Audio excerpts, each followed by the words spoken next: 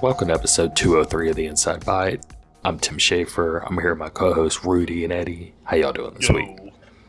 Doing great. Everything's cool. Been playing a lot of games since the last time I was on here, so excited to talk about that. We had a PlayStation State of Play. Earlier than that, we had a Nintendo Direct. And even before that, we had a little Xbox Showcase thing. All in the tiny span since our last episode. I think our last episode, it was like the day after our last when the Xbox went, and then we had a Nintendo thing. Now, the Xbox thing, it was kind of whatever outside of two things that we're going to go over, Fable and Forza Horizon 6. But there's a lot with the State of Play. Yeah, like it was over an hour. Did any of y'all watch it? I don't think I did watch that one. It just took place, I want to say, like a day or two ago. I don't know. It's a lot. And basically, we're going to go over every game. We don't have to go over their synopsis. This is pulled from the PlayStation blog, unless it's a game you care to talk on and all that. But there's some great stuff. Now, do y'all know any info that came out of this?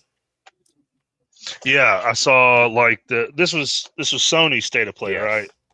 So I saw I don't know if it was announced the Castlevania stuff, and then I saw there's a new Castlevania game, Castlevania Belmont's Curse, and it looks sick. Yeah, it's like actually the next Castlevania 2D. It's a little more I don't know, anime artistic style, but when has Castlevania not been that? It's just they never really been able to do that like hand-drawn art style like this is kind of deal. It reminds me of that last one by the company that did the last Metroid game. Remember that Castlevania that came out was like Mirrors of Fate or something? It had a long name. Oh, yeah. Do you remember that Mercury Steam game? It wasn't that great. It was okay, but it reminds me of that style. Okay. Maybe I'm being a little harsh, but it wasn't as good as the others. You're absolutely right, but it kind of reminds me of that style of you know, like the appearance. You know, it looks like that a bit. But it's 2D though. Don't get mixed up. Like technically, that game was a 2.5D. So people were thinking there, it's not that. It is 2D. Anyway. But yes, Konami had a big presence. But what I was wondering if you guys heard, and I guess not, is that Metal Gear. Metal Gear, I was going to say the other big one was Metal Gear 4, Metal Gear Solid 4 coming out on basically all modern platforms, which is freaking huge.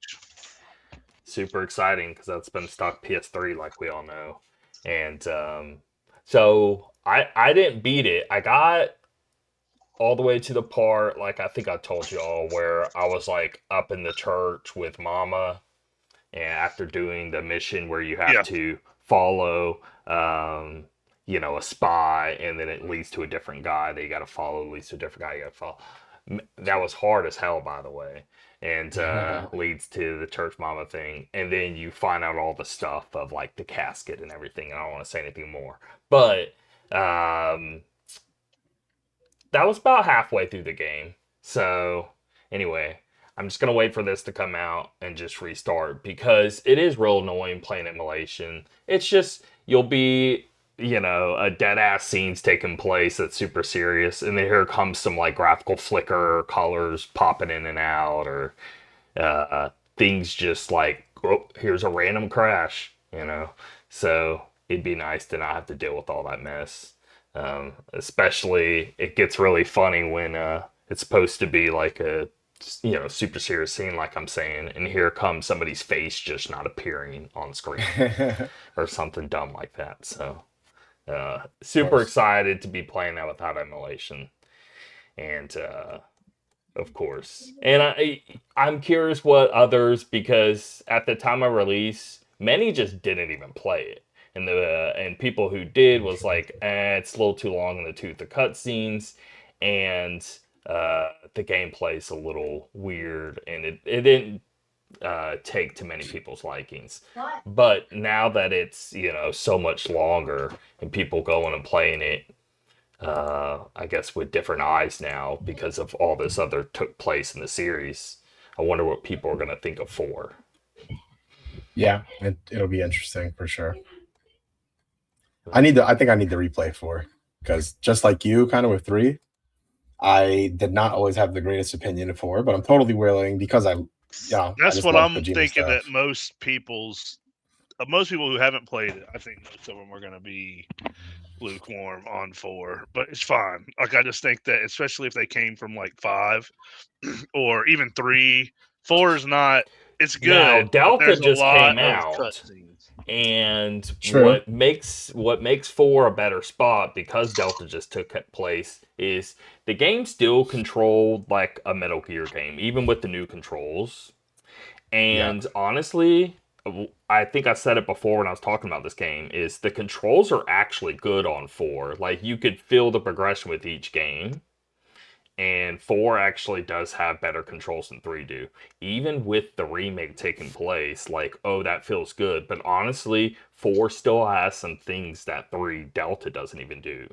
That feels even a little better with control of like his CQC and stuff. So I think people are going to be surprised in that department. The problem is what Eddie said to the people who haven't played, let's say, any of the previous games like 1, 2, or 3, then it's really going to throw them off. Because 5 actually just feels like, I don't know, a modern third person game. No. Yeah, that's a But good 1, point. 2, 3, and 4 all have that like weird, uh, I don't know, stiffness to the character. I don't know how to word it. And 4, to me, the thing with 4 is that it's definitely like a fan service game. They touch on all these old characters, and there's a lot of. So if you're coming at it and you're not like super It into, would be you're pointless. You watching a would just big long be movie about some bored. shit that you don't even Yeah. know nothing about, like, because it is a ton Right. of cutscenes and Yeah, exposition yeah. that are like going back to previous games and There's stuff. no point, and I don't think you'd get anything out of 4 if you haven't played the earlier games. So Yeah, if anyone you hearing this, don't play 4. Like, if you play 4 without playing the others, you're just gonna be watching a long, like Quentin Tarantino movie that you have no clue what the hell's going on, really. Yeah. Like, Yeah, I don't know. It's gonna be extremely weird, jumping around, all these wacky characters. Because to be honest, Quentin Tarantino, I feel like Kojima definitely was inspired, and he'll say as much. He's been inspired by a ton of directors, right?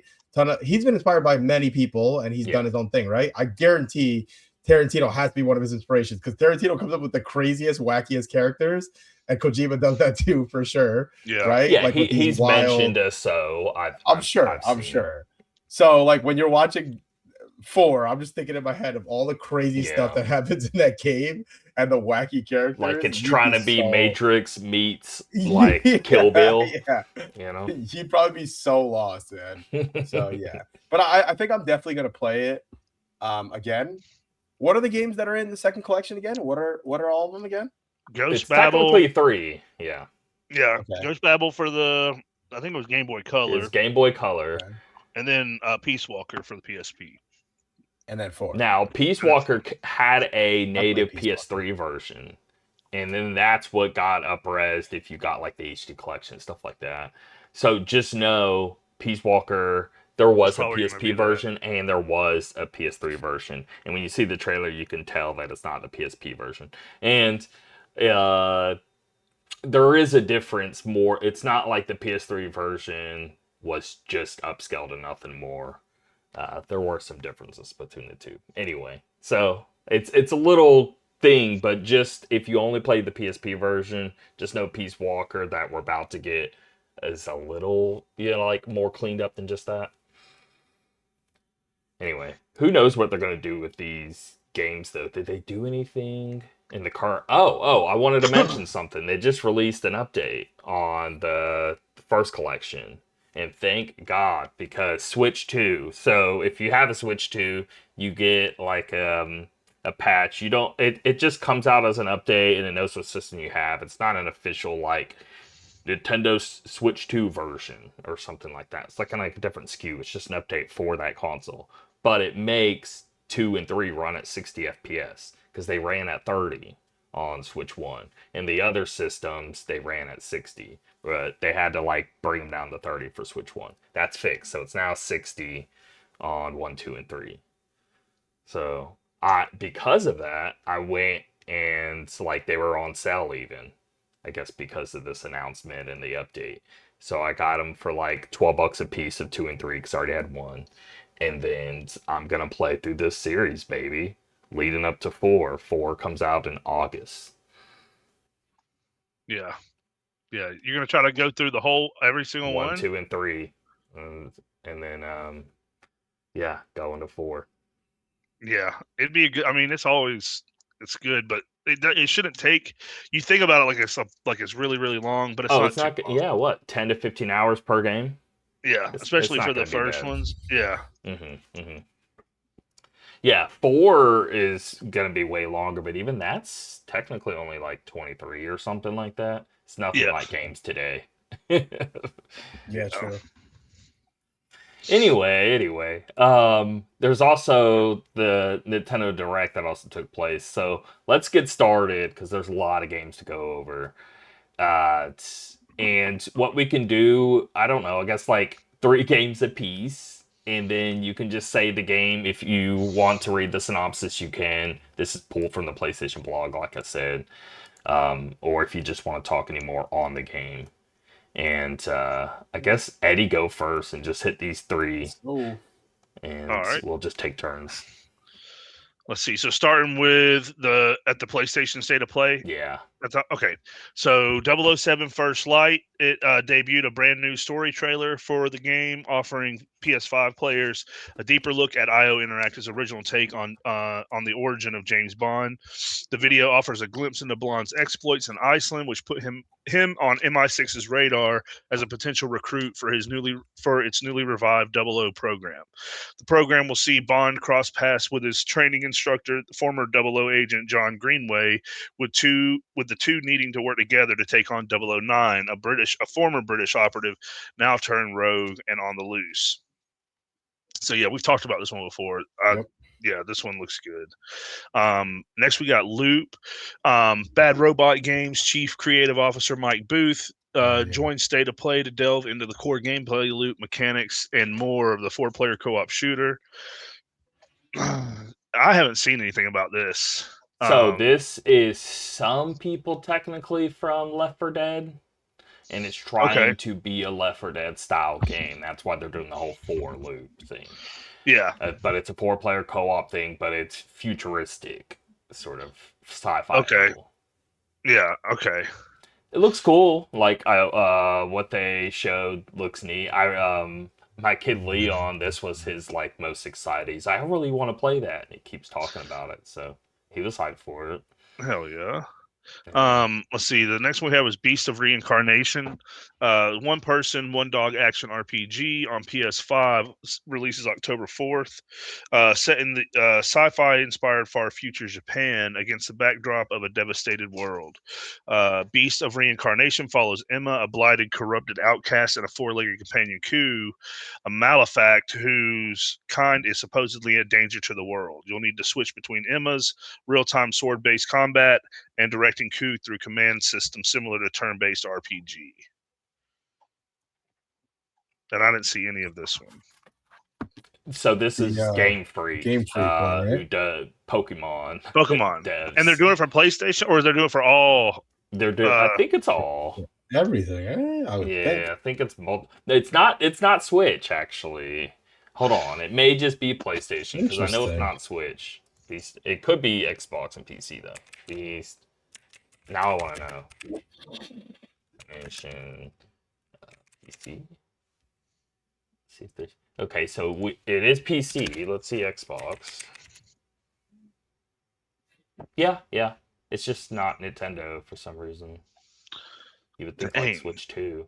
What other stuff has Game Freak done outside of Pokemon? Little things, but nothing. That horse game? Not an actual game. Yes. There's a horse derby betting game, but mixed with the card game. Little things. Solitaire. It's actually they re-released it. So it was on 3DS and it was a 3DS only thing. It's on Steam now. They dropped it on Steam like a year ago, and it's actually really good. Card Jockey. They got all Yeah, they got all their Pokemon games. They got Yoshi. Wait, what is this? Yoshi NES TV. Eddie, Mario you need. World, I think it's a Builder. game you'll actually like. You need to Pocket go on Steam Card Jockey, right on, and look at Pocket Card Jockey. Harmonite. It's kind of. It's like, if in the spirit of Balatro, but it's solitary. Okay. Giga Wrecker. I don't know what that is. The hell's Giga Wrecker? Let's see. It's super goofy. Anyway, but they've never worked on anything that actually took a lot of graphical technicality or anything. It's all been very, I don't know, handheld or smaller or mobile experiences or something like that. They released a game in 2019 called Giga Wrecker. Looks kind of interesting. Definitely not some graphically intensive game, but a little sprite-based game. And then Little Town Hero is the last one, which I highly doubt by the name that it's going to be. So nope, same deal. Okay, that's that. All right, let's keep going. Real quick before we move on, would Nintendo? Yeah. So does Game Freak? Do they own? Nintendo owns the IP for Nintendo Pokemon, right? owns the IP of Pokemon. But they own the majority, but it's split. Maybe it's even 50-50 with the Pokemon Company, and then there's Nintendo. And under the Pokemon Company, you have Game Freak. So Game Freak works for Pokemon Company, but doesn't work for Nintendo. Right.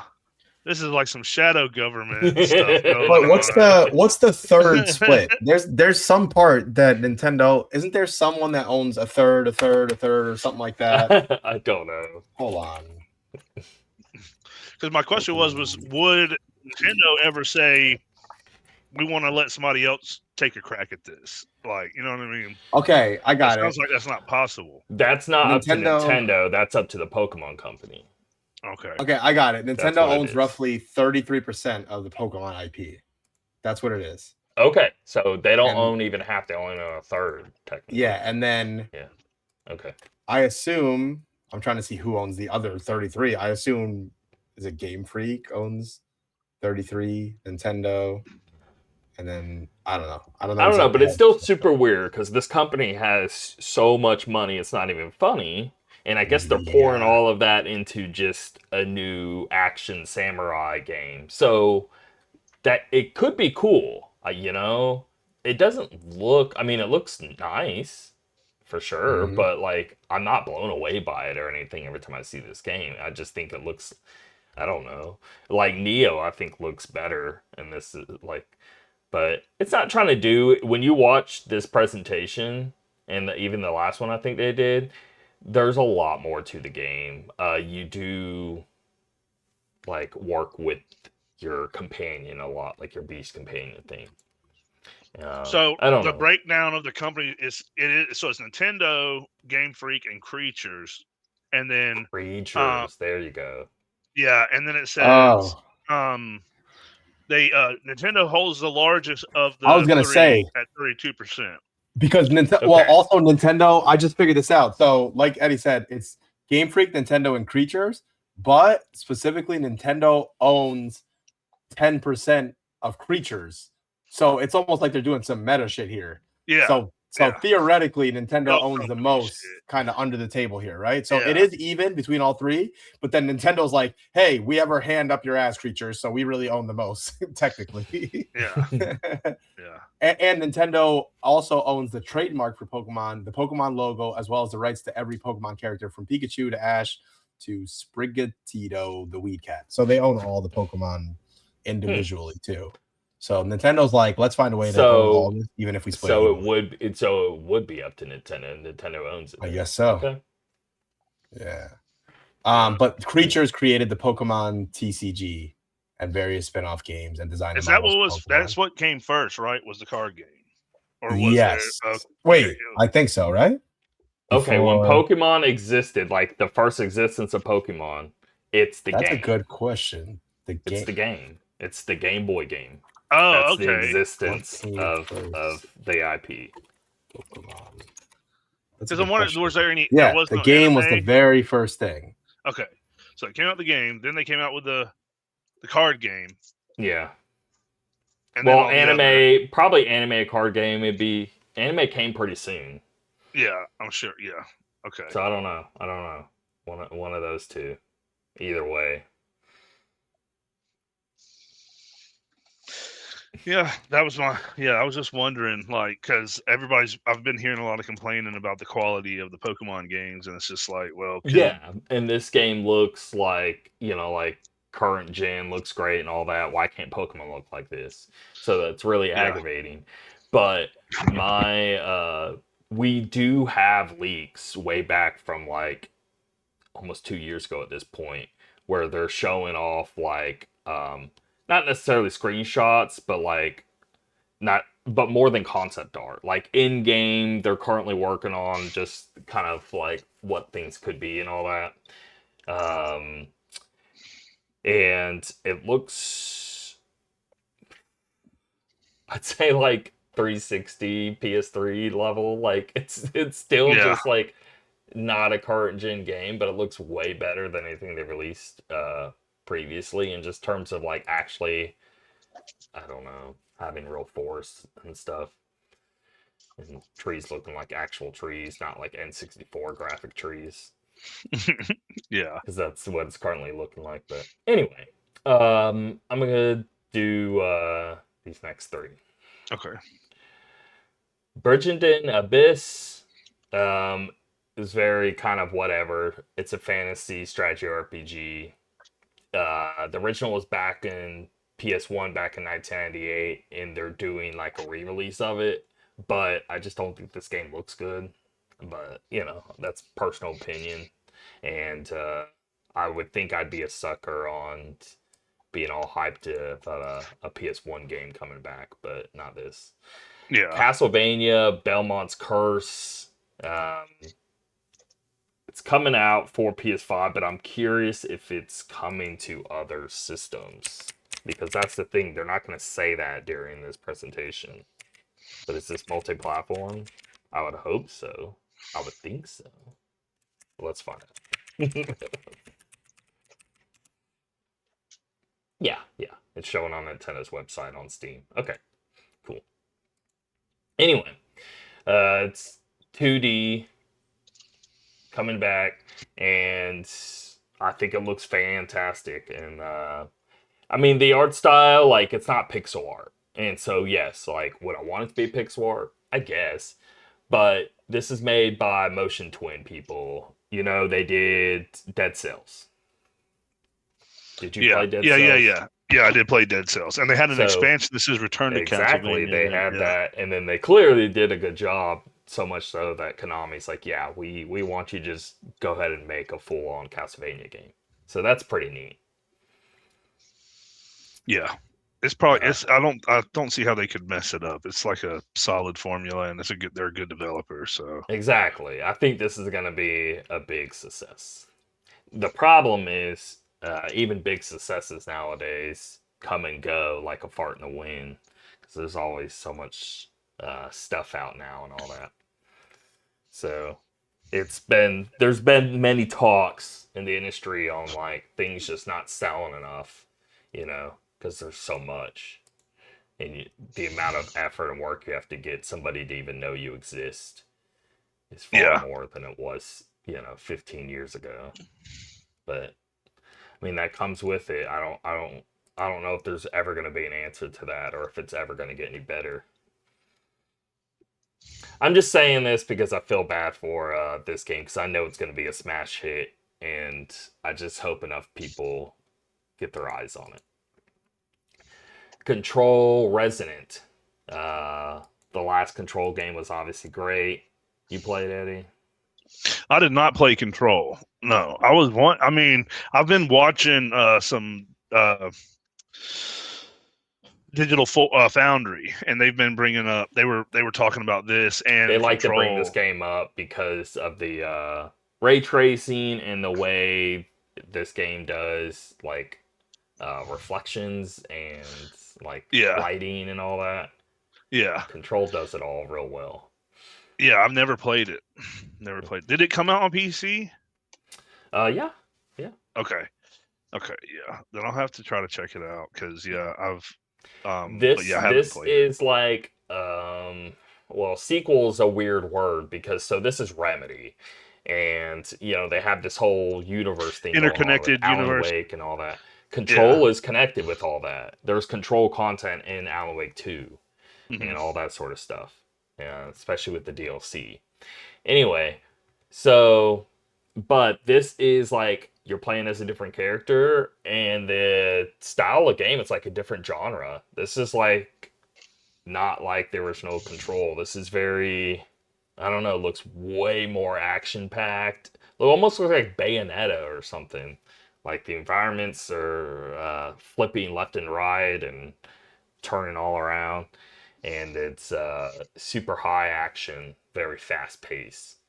Where Control is more of like you're almost like a what are you, a cop, FBI agent, something like that. I forget. I think FBI agent, and it's very like run and gun shooting sort of deal. And this is more of like you're doing a ton of crazy melee attacks and the stage flipping all around, very Bayonetta-y. Rudy, you see this Control Resonant? It's almost Yes, like I a am different genre. very excited. I mean, yes, I see how it's different, but I'm glad it still kind of retains some of the stuff that I liked from the first one. But yeah, I'm super excited. It looks great, man. And honestly, I when Control came out, I played it, but then I went back later and I caught up on the whole Alan Wake universe. And ever since then, I've just become huge fans of Remedy in general. So super pumped for this to come out. So When yeah. I was bringing this up, I was like, "Oh, this is the sequel to Control," but then I'm like, "Well, you can't really say sequel because it's a whole universe thing with Remedy, Yeah. and it Yeah, always makes that seriously. very weird." They're all sequels to each other. Sequels, prequels, Yeah, everything in between. So exactly. But it's good yeah, I'm stuff. pumped, man. Yeah, Yep. It looks great. And Alan yeah, Wake 2 was fantastic. So after yeah. that, man, super I, pumped. I want to see them make a game like this, like a Yeah, big character action game. I'm about it. yeah. And I know Alan Wake 2 out of the gate, it wasn't selling that well, but later it picked up a lot. And I see that it seems like they made their money back. So hopefully that was enough to to make them feel confident making this. So Did it ever go to Steam? I don't think so. I'm looking. I don't believe so. No. Man, That's that needs to unfortunate. happen. That's another at least 1 million copies right Oh there. yeah, easily. Next tier of the three, Crimson Moon. So the Crimson Moon. gothic world full of angels, demons, and ancient gods. In this action adventure RPG, Crimson Moon, developed by Probably Monsters, you'll battle alone or join forces with a friend. Be ready though, as co-op amplifies the intensity with dynamic difficulty scaling and enemy compositions, ensuring every mission feels fresh and personal. Whether fighting side by side or carving your own path, the goal remains the same: purge the darkness and reclaim the city. The game launches later this year. All It right. did look cool. Yeah, I was gonna say the graphics on it look pretty damn good. Look on this the announced Mhm. trailer, like it's got the gothic architecture and it's got like a shit ton of detail on it. So it All does look right. pretty Yeah, cool. Sounds cool. But it it is feels like one a I'm looking forward PS2 to. kind of era slasher. But I like that. I like that. Yeah, It feels like yeah, that. Yeah, yeah. yeah. It looks good. Okay. Oh, speaking of which, so I was listening to Jeff. I forget his last name, Gruzman, Keely? something Keely? like that. He was like, no, he's Oh. from GameSpot, Okay. and Okay. it was like their video. He was like one of their main reviewers. But I don't know. He's a big Oh, like. from Giant Bomb, that guy? Yes, yes. Jeff. I know exactly what you're talking about. It's a G. I just don't know.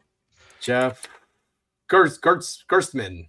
Okay, Gerstmann, there you whatever the go. heck his name is. I know what you're talking about. Anyway, so I listened to his podcast on the regular. Well, I was just listening yesterday. He just got back from, because they were doing the DICE Awards. And he went there and he was talking with different developers there and all that. And he was saying that a lot of people were talking about how they're kind of like they don't know how to feel about current games. Games are taking 6, 7, 8 years to make, and they just wish we could just kind of like go back to like PS2 era games of just like, and a lot of people seem to be talking in that fashion. Anyway, I have hope that we're going to be seeing more of this stuff, and I think people genuinely want it. So there's that. Yeah.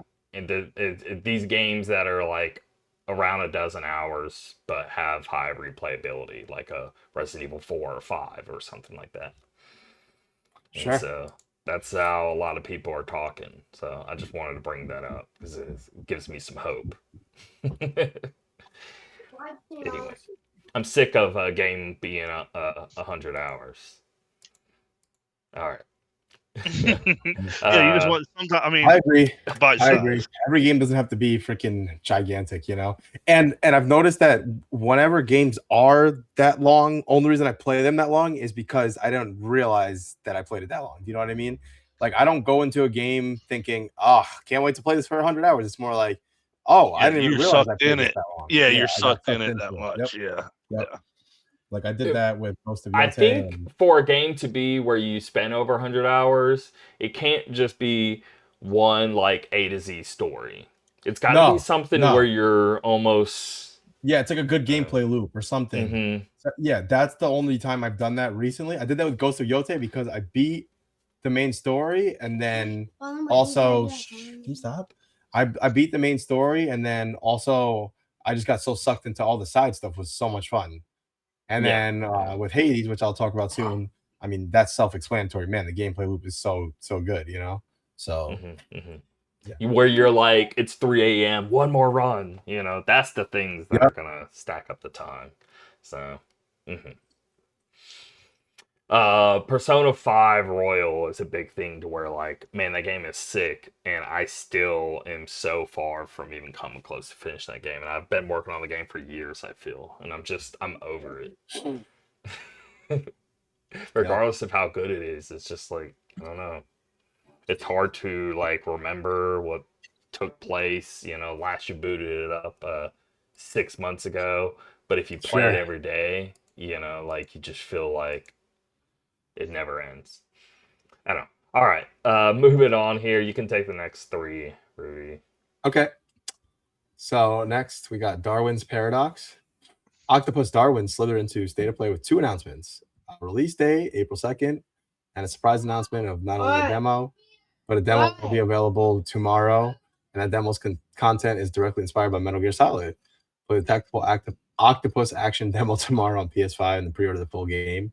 Why did this remind me of what was that dumb game where you were the Octo Dad? Remember that game? Yeah. That's what it reminds me of, kind of. I have no idea what to think about this game. But yeah, this one it looks pretty good. It looks good. Yeah, I didn't get a chance to. Yeah, you can. Yeah, you get the camouflage, like so. You get like the camouflage power from Metal Gear Solid 4, where like you're laying on certain terrain, your skin will take over because you're an actual octopus. So you have that ability naturally to camouflage yourself. I think it definitely. I mean, so when it's 25. They want 25 for it. Is when it comes out. That's what it's on Steam. Pretty cheap. So I feel like it's probably worth a playthrough. But yeah, you can see like there's if you look on the screenshots, they're like laying on a sign, and then I see. Okay. There's parts of the words, and then you get part of the logo. It's the whole body. It's just like it was on 4 Metal Gear Solid. It's like a goofy, fun vibe kind of game. Yeah, I but see it that. looks good. I see that. Okay, it looks interesting. We got Dead or Alive 6th last round with ultimate jiggle physics, I'm sure. First off, Dead or Alive 6th round. Last round will be slugging its way onto PS5 on June 25th. Definitive version of the 2019 Brawler will launch simultaneously with both standard and free-to-play editions. The latter featuring 4 fighters from the fuller 29-strong roster. Team Ninja also confirmed its work is underway on a brand new entry in the series, sharing its first teaser, which you can watch above. I mean, I think we know what to expect from these games by now. So there you have it.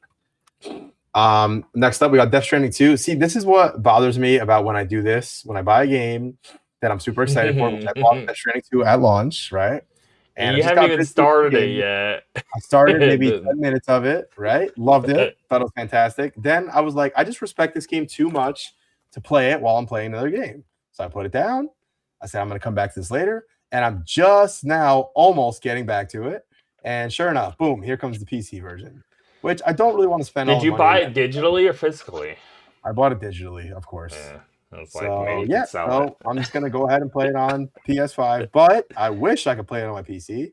So yep, it's coming to PC on March 19th. with Yeah, because pre-purchase that's right only today. like a month away at that point, and it's like, I know. It'd probably be perfect timing too, honestly, because by the time I'm done wrapping up these last things I'm playing, I'll probably be have ready. you by, started the game yet? Well, you played 10 minutes of it. I played like maybe 20 minutes, maybe Well, something like that. okay, PlayStation. I was like, maybe I'm they gonna restart, refund. I'm gonna but restart. So I was thinking you could it's refund all it no, through it's all PlayStation. good. It's not that big a deal, but it just annoys me because this is not the first time I've done this. But this was a quick turnaround, though. I gotta say, when did the game come out again? When was it again? I think it's literally been a year. Yeah. No, it's got to be I less than that. Let's see. I feel like it's not. I don't think it's been a year. It came out last year. I just don't know. I know it came out last year, but I don't think it was March. June. Tell me. June. Okay. Okay. So Not that far though. A little Not over that half far. a year. Huh. Yeah. Okay. Anyway, yes, y'all should definitely play that. Well, actually, it's February, so we're talking about like 8 months. 8 months, yeah. That's pretty quick turnaround time. All right, so yeah, so we got that, which that's great news. More people playing it. I mean, that's awesome.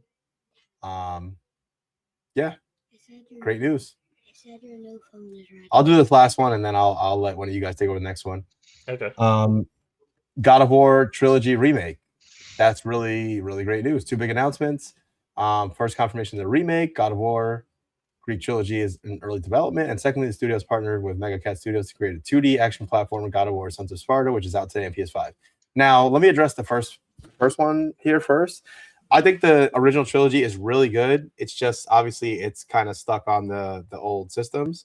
And I think there's a lot of people who probably started off their first God of War game with God of War 2018. So this is perfect. I think this is a great idea because some people will never play those. Who's going to go back and play on the old systems? So this is perfect, and I'll go back and replay these. I think that's great. God of War 3 is still my favorite in the series. I love that. Even such with the new game. ones in mind, I think 3. I don't know It was like launched on PS3, but the scale of that game of climbing those mountains, it was like Shadow of the Colossus times 100 or something. Yes, how huge these things were. And totally agree. Yeah, fantastic game. Even 1 and 2. 1 you could tell was like Uncharted. I like 1 and 2. I just wanted to specify 3. Oh yeah, totally. You could tell 1 is like Uncharted 1 in the sense of like it's a good game, but you could tell it's like the foundation, and then 2 did some crazy stuff. My God, it got wild. So yeah, super excited for that. Then I heard about this Sons of Sparta, and then before I saw anything, I just heard, hey, they're making a 2D action game. It's out today. I was like, oh snap! So I first thought like, oh man, I'm about to download this today. I can't wait to play it. And then I saw some footage, and I was like, this looks like a game I would download on my phone, and I was just not impressed. There are people playing it not impressed. And so it doesn't look good. I'm gonna skip out. I was excited though because it was like shadow drop moment right at the end, and like hell yeah, I'm gonna check that out. And it's like nah, I don't know. I mean, no one's saying it's like bad. They're just saying it's like okay. And like for example, this is supposed to be a Metroidvania, right? And the D-pad, you can't, it's analog stick controlled. Like, you can't use the D-pad to control your character. It's like, who the hell? Like, a 2D Metroidvania without a D-pad is so dumb. But the fact that they would even do that, it's like, they don't even know what they're doing. I don't know what exactly, because look, you got to think about it. This is God of War, right? This is like one of your biggest IP. So, I don't know why they felt the need to push this out, take more time or work on it more, and then I don't know. I'm pretty confused by this decision, to be honest. I'm not sure what happened here. So Eddie can take the next 3. All right. Ghost of Yotai Legends. Awesome. Strike. Pretty Yeah. cool. March 10.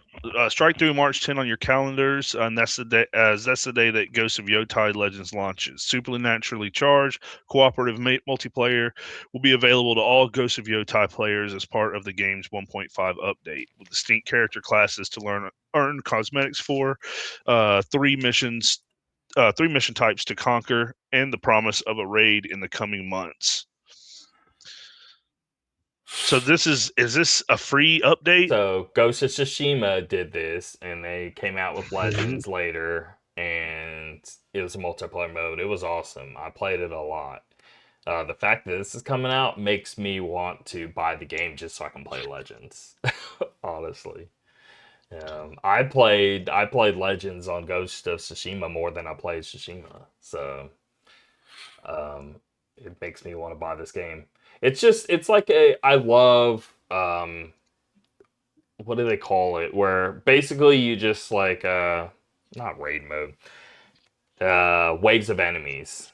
They're coming, horde mode kind of deal. Yeah, horde. Yeah, and then you just each level gets harder and harder and harder, and I think Ghost of Tsushima just did it so well with this lessons mode on like in between the matches of like, okay, what are you gonna level up, or let's heal whatever items we got and yada yada yada. Strategizing for the next big battle, and it's a ton of fun. I kind of wish they would just sell it as like a separate piece on the side, but is what it is. I'm not against playing Ghost of Yotei. I don't know.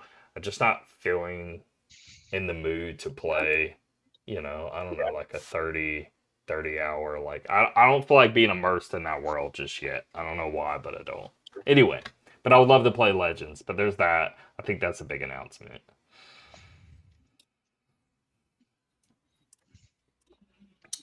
Oh, sorry. John Wick. Saber Interactive Studios is working with the creators of the action movie franchise to create a previously unseen chapter in the life of John Wick, which lets you play as the Baba Yaga himself.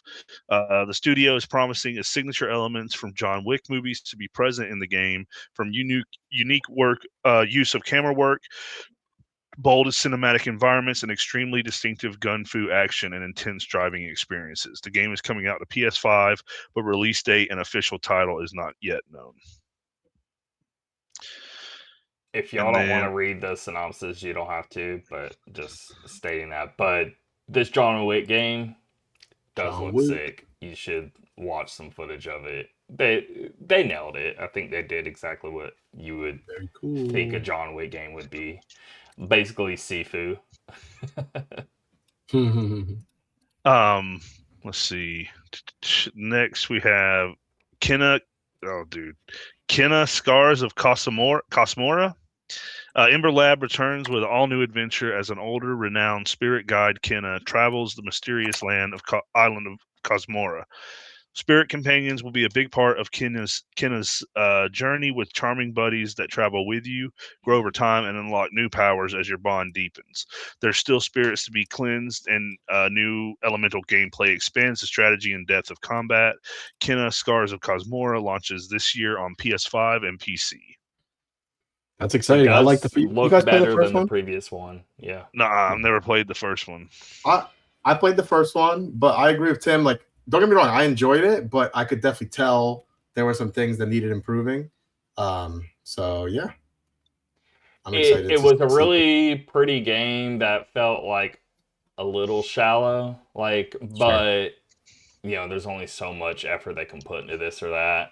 And I kind of feel like they put all their focus into world building and all that. The combat is good. I'm not trying to say that. It just was very, I don't know. There wasn't a lot of layers to it. It's not like you're like building out a character and equipping different things or anything. Anyway, so I'm excited to see what a sequel is. They're basically, that one was more like stage based, and this feels a lot more open. I don't know if it's necessarily like open world, but huge zones at least. Looks a lot bigger landscapes than before, so that looks cool. And somehow it looks even a little better in graphics because I thought the original still like looks incredible. So that's good.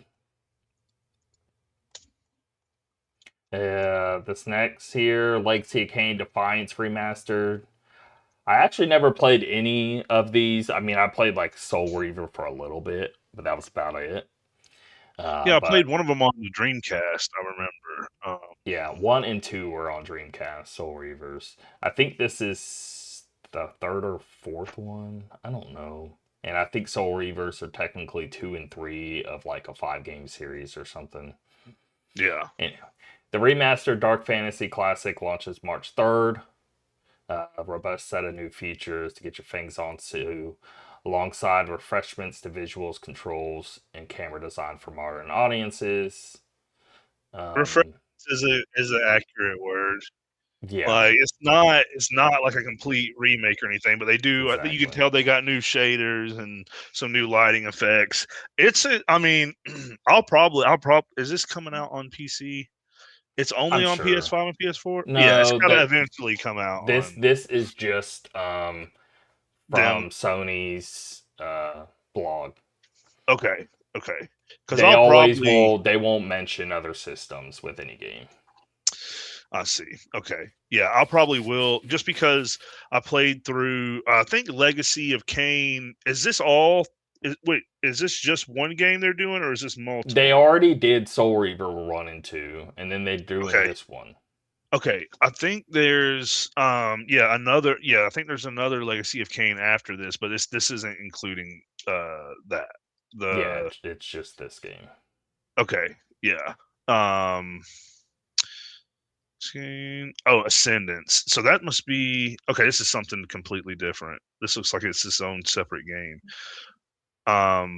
Blood Omen was part of that. Yeah, so Yeah. Blood Omen was the first one, Legacy of Kain. Blood Omen 2, that's probably what I'm thinking of. And then Legacy of Kain Defiant. So what was this? This was originally this was a PS2 game originally. Yeah. Yeah. It looks like I like when they keep the original like look and I guess design language. You know what I mean? Like Yes. Yes. keep that Where it intact. doesn't look or feel like a different game. Like, Yeah, and then they just polish everything that goes around mhm. it. You know, the That's lighting what and I the wanted them to do to Final Fantasy VII, and I still want them to do. But I love like what they what did they with this did. remake Yeah, trilogy, so I don't want to discount that at all. But it's very different than what I was originally wanting. Yeah. Anyway. Yeah. Marathon. So comes Marathon. out March 5th. I think Wow. the week Can't believe it. previously they're doing So they're doing a server slam February 26th. So I think they're opening it up to everybody, and I do want to try this out. So Interested. I'm weirdly like I'm looking forward to this. It being an extraction shooter isn't why I would or wouldn't play it. I just thought this game always had a really cool style, and it's Bungie, and it's a shooter, and it's like I really want to play this. yeah, And this latest trailer, any of the later ones, have been looking really good ever since they got caught like with the art stealing and had to redo all the assets, and then they came back after like 6 months of being quieter. So the game has been looking super strong. So I'm gonna play this whenever it drops February 26th, and if I like it, I'm gonna be buying it and playing it. So there's that. I guess I'm gonna be playing an extraction shooter. have they set an MSRP for this? I don't know. Okay, because I'm wondering because with Ark Raiders, they did it at 40, and then they kind of rely on people pumping money into the thing. But I'm wondering here with Marathon, do they hedge their bets and say, let's just try to do 60 and get what we can? Because there's no guarantees that, you know what I mean? There is no guarantee, like when you're launching a live service game, Oh, the that something price, that is that what you're relies getting on. at? Yeah, The the MSR. price is gonna be 40. Oh, Sorry, I yeah. thought Okay. I was thinking rating for some reason. Oh, ESRB. That's what I thought you Yeah. said. No, no, you're good. You're Hey, good. there's a 1 letter difference. That's Yeah. funny. Yeah. Anyway, yes, it's 40. My bad. Okay. Okay. Which I think is totally like fair and good and all that. I'm okay with that. Yeah, you want to. I think that's the right decision because the thing that makes or break this is going to be the number of players. Like, can you get into consistent games? And If it's free to you play, like it, you're can gonna you run? jump in and be like whatever on it, and then just kind of dip out. But if you pay that $40, you're gonna have that Yeah, you've initial put in your pound of commitment of the flesh. player. Yeah. hmm Yeah. And I think that does get people to at least stick around to make sure they don't like it before they did. Yeah. Which didn't take place on what everyone's talking about right now with High Guard. You know, that's the whole thing. I haven't even looked at High Guard at all, but I've heard it's dropping dramatically. They just got rid of a ton of their team, and they basically came out with a statement of like, "Hey, we're letting go of most people. The game's not really taking off the way we wanted. We're still gonna have people here helping support the game, but they're clearly showing that they're like, yeah, this thing isn't taking off. It's not gonna be, And if you let's look at the current player count, but it hasn't been great. It's been falling off real hard. But let's see. I saw one developer forum. I saw a post where he was like, we did all the play tests and all these unbiased reviews. Really loved it, and it's like maybe they weren't as unbiased as you hope for. Ooh, it's bad actually. Oh boy. 879 currently playing. That's it. Wait, 879 people? Yeah. Oh wow, dude. That's wow. Bad.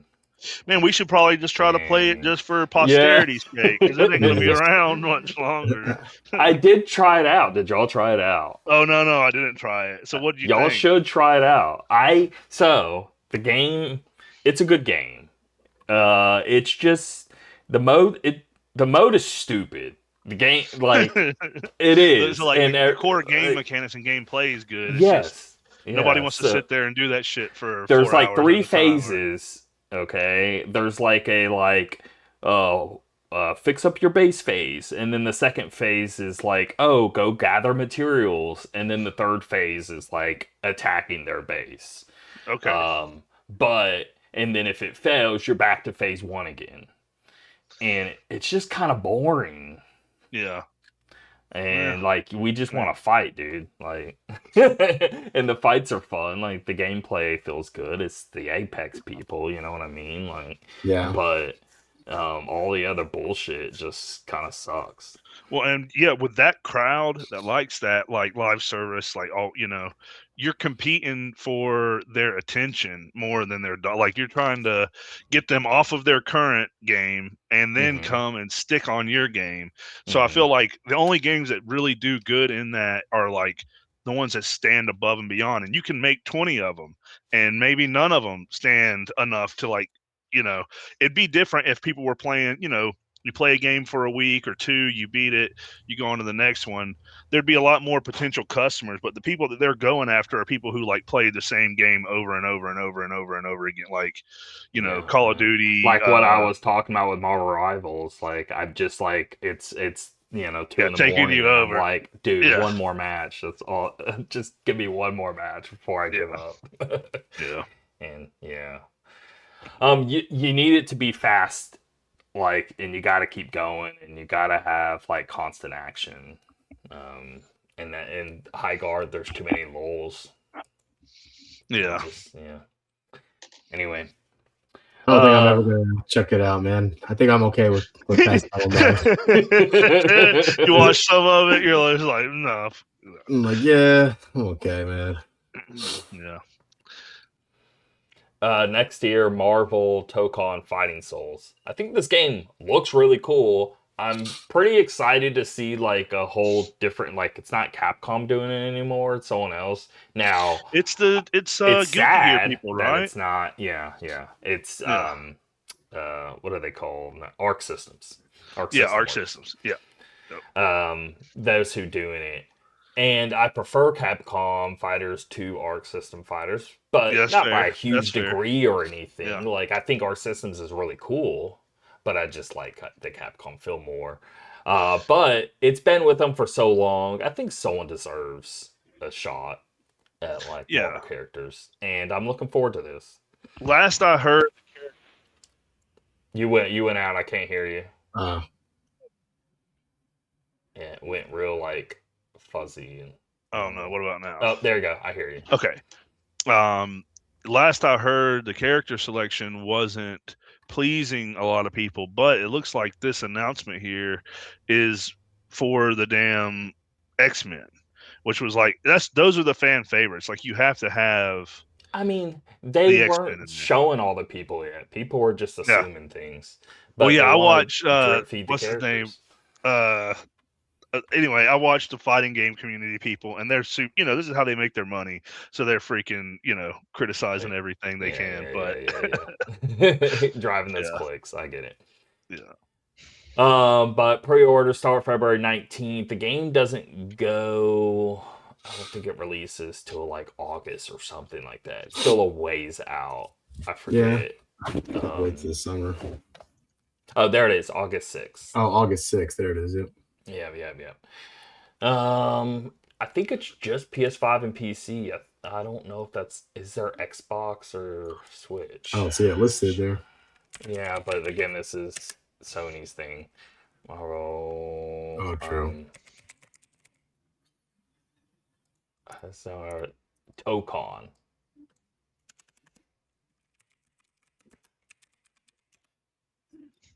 Here we go. All right, it's coming out. Yeah, it's just PS5, PC. Weird, but whatever. I mean, you know, there's not, I don't know. The fighting community isn't huge on Switch, and it's even less so a thing on Xbox, so I guess it doesn't matter too much. Anyway, but yes, we got Magic, Wolverine, Danger coming, and they showed off like Wolverine as well, and Storm. I don't know. I think the game looks sick, and I'm excited to play it whenever it comes out, but I don't, I doubt it's gonna be like Tekken and recently Street Fighter 6. I'm actually like really into them, and I like to play them on online matches and build up my rank and all that. I don't know if it's gonna lead to all that with this game, but I guess we'll see. Which, speaking of which, I showed y'all, right? That 16 game win streak in Street Fighter 6. Yeah, man, you should keep going, nice, bro. dude. You need to get you a stick and freaking become and we can go to like a tournament, dude. I'll go with you. 16. I was like, awesome. I was at the point where like I really wanted to play the next match, but I was so tired, and I'm like, I know I'm gonna lose if you're gonna lose. Again. Yeah, my hands hurt so bad. But what if I win, dude? And I'm at 17. I gotta keep trying.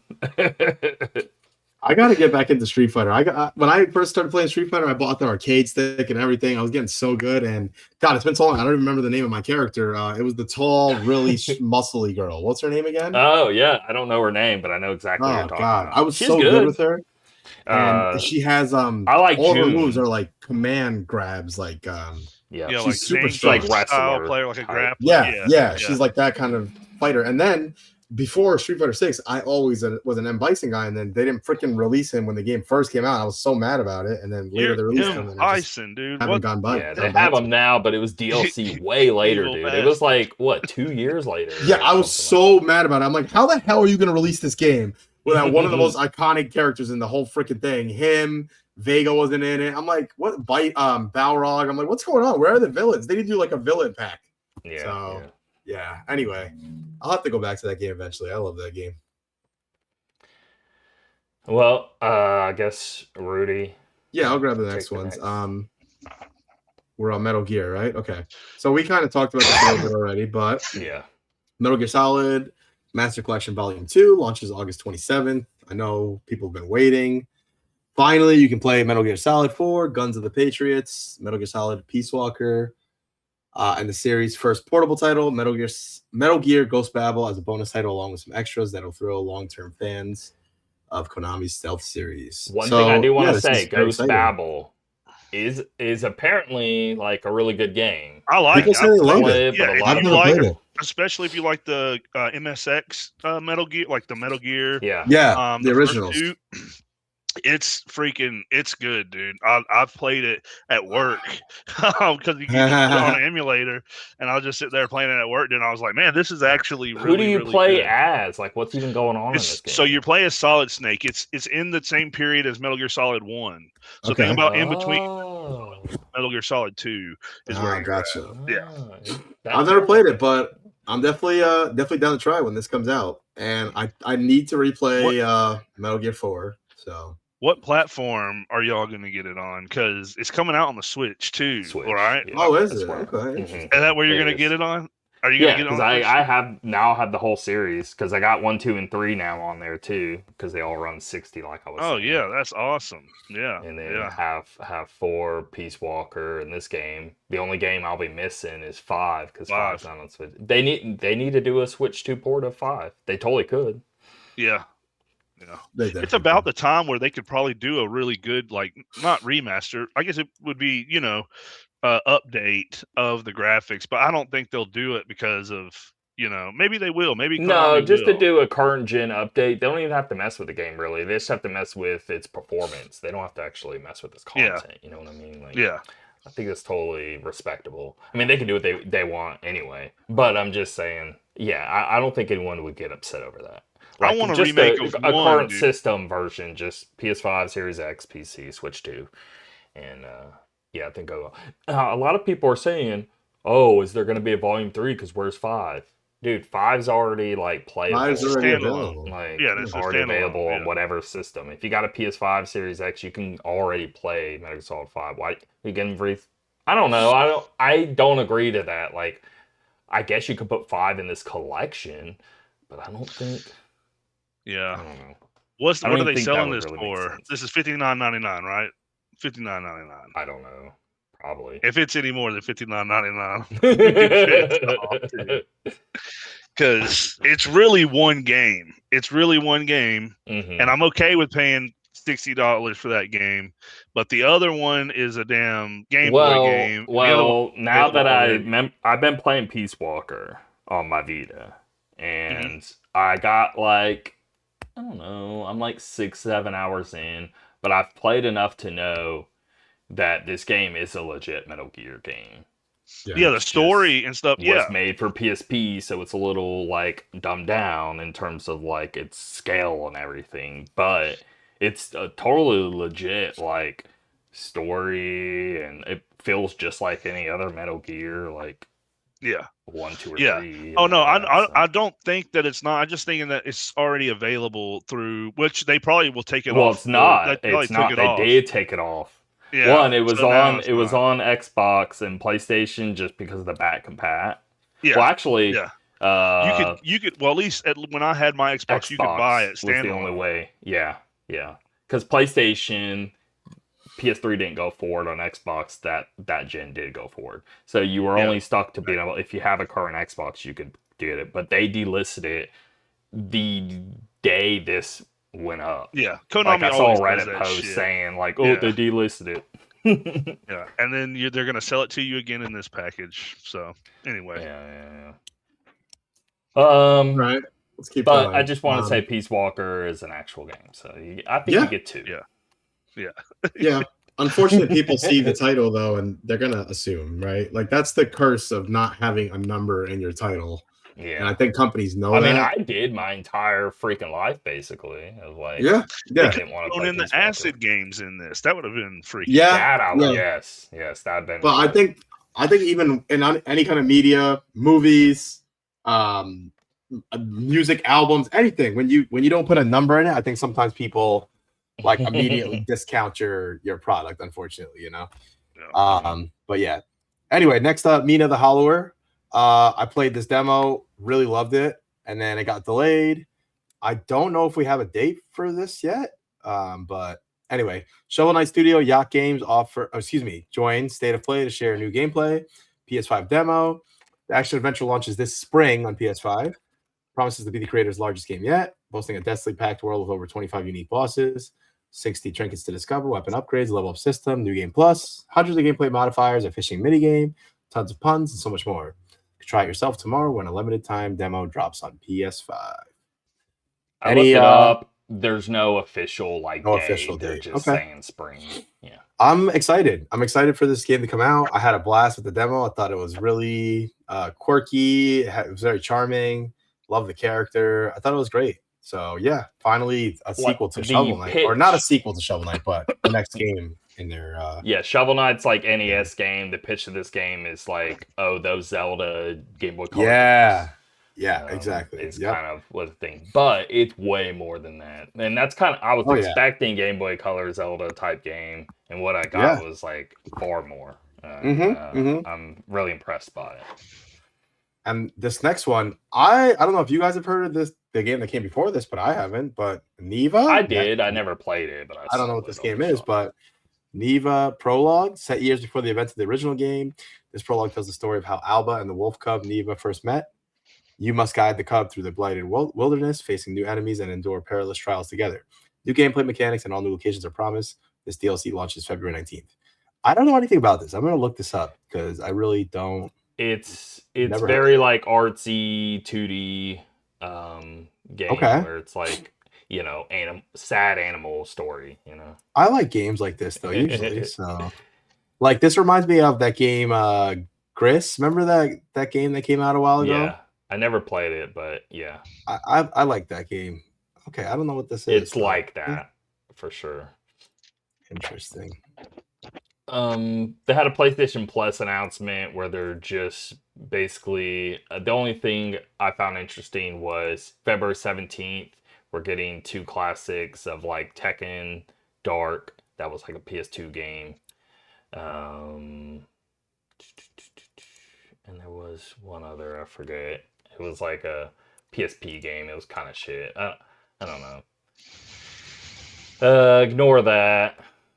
Pragmata, they just showed it again. We've seen enough of this game. Now, this game's sick. I played the Switch 2 demo because they had it on PlayStation originally. It's now. Oh, they have it on Switch 2? Nice. I'll have to play that. Play the demo on there and see if like that's where you want to play it. But it plays at 60 FPS and it looks good. Nice. So. Okay, great. Good to know. This is the RE engine, so. The gameplay, I played it on PC, the demo, and I played it on PC. I gotta get used to it probably because I played through the demo one time and then uninstalled it because I was just like the hacking to like open them up and then you gotta hit them. I just like kept. So I played it, I beat it, and immediately replayed it to get a faster time. I actually loved it. So did you end up? Weird. Because I felt like I was like I wasn't getting a hang of the hack them first, then shoot. And some of the bosses you don't you don't have to do that. So what it is you're shooting regardless, okay? And you do damage to them regardless. If you do the hack, you just weaken them. Yeah, to where on a certain part, and then if you shoot that certain part that you hacked, you're going to do a lot more damage. Yeah, were you just brute forcing them, or were you doing a mix of everything? Like I'm shooting them while I'm hacking. And then when I get the hack, shoot what button was it on the Switch? Was it like one of your top buttons, like your bumpers, that would cause it to go into the hacking mode? I don't remember. I think it was a trigger button. It's something about the layout. I think it's always up. I think it's just literally always. I think it's just always up on the screen. Oh no! And at any moment, you can use the D-pad and just start hacking away while you're fighting. Yeah, no. So on the one that I played, you basically have to hit like L1. I think it's R1, which is like super for me. I'm like, why the hell am I hitting R1 ever? But I hit R1 and then it brings up, you can basically target them, and then you have to do it with your. I think I must have been using keyboard because you don't have to go like down, left, right, up, or have to like take the path to avoid it. I think your problem was now you're stuck in hack mode. And you're having to hack, and you can't play until the hack's done. But the point is, you're supposed to be doing both at once. It's like playing one of those. Slows it down. Brothers, Tell two brothers, and it's like one controller's one stick, one character's the other stick. You're supposed to be like hacking while you're playing. Yeah, I mean, I think it slows it down too whenever you are hacking. but it's just still. It's a coordination thing. For the way that they had it mapped by default, I don't know. Because when I played it on PC, I also used a controller. I didn't use mouse keyboard. So yeah, it's a good point. Yeah. I don't know how that. Yeah. It might have even been a mouse button that you push and then you do it. But I'll have to go back. I'm gonna give it a chance. I think the graphics were gorgeous, man. They had great material effects, like the metals and everything, which is like where ray tracing like shines the most. It's like it looks really good. This game gets a huge boost. Like if you have ray I had it on like a little, and it still looked so good compared to like when I played Switch 2. I was like, oh well. Like Switch 2 can do ray tracing technically. We found out. I forget what dev did it, but you don't want to. And it's definitely not the case with this game. But if you can do it with this game, I think it's worth it. And I think the visuals totally help in this case. So I would go PC. But anyway. Okay. By the way, side note, I just looked it up. The developer of Grease is the same developer as that game. So. Oh wow! There you go. Yeah. So I'm gonna have to play that. All right. Yeah, we talked about Pragmata. Who's up next? I don't know. Project Windless. It's a dark fantasy open world RPG. It looked okay. I don't know. I don't have much to say on that. Rayman 30th Anniversary Edition. They're re-releasing the original game that came out on like PS1, Saturn. I mean, that game is good, but I want the original look of that game is kind of the whole point of that game to me. I wouldn't want the visuals like cleaned up or changed or nothing. But yeah. I guess Rudy, you can go from here. Yeah, I'll keep going. Resident Evil Requiem.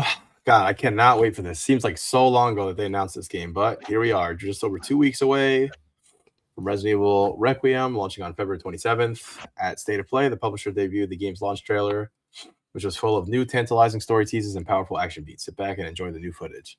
So, especially, I love that this game. First of all, I love that Resident Evil keeps reinventing itself. I feel like they could so easily just come out with a new Resident Evil game every few years that's just the same thing over and over, and it'd be totally fine. We'd all buy it. We'd all enjoy it. But I love that each game, they just keep finding some way to make it feel fresh, you know? So I love that we're getting, Leon with a more action-based kind of thing going on. Yeah, that's how they're describing it. Leon is a lot more like RE4, where she would be more like RE2, is I think what they said. Yeah, and I have a feeling that even though it's going to be more action-based than fighting or whatever, I feel like it's still going to be, like you said, RE4, which was still, survival horror. Still going to be a somewhat of a scary game in some ways. But I love that the other character, we're going to be talking about, like, terrifying is what the vibe I'm getting. It's going to be like that anxiety-inducing, and the whole switching perspectives is going to be awesome. Like the setting is the coolest like horror set. Yeah, agreed. And the whole switching perspectives whenever you want, that's actually really cool. I think that's a really good change. So yeah. They showed something in this latest trailer where I'm like, man, I wouldn't. It kind of like ruins it. Do y'all want to know? No, go ahead. I don't care. You can say it. It's just like he goes back to the police station. Gotcha. And I was just like, I'd rather have not known, but yeah, that's a good point, but whatever. I assume things would get out, so it's all good. It's cool that you're like you're walking through Raccoon City, like you imagine like how you do in 3. Right. So it's pretty neat and lead into that. All right, let's start knocking some of these out here. Rev Noir looks like a new JRPG set in a world played by a deadly phenomenon known as Lightfall, which instantly kills anyone who touches it.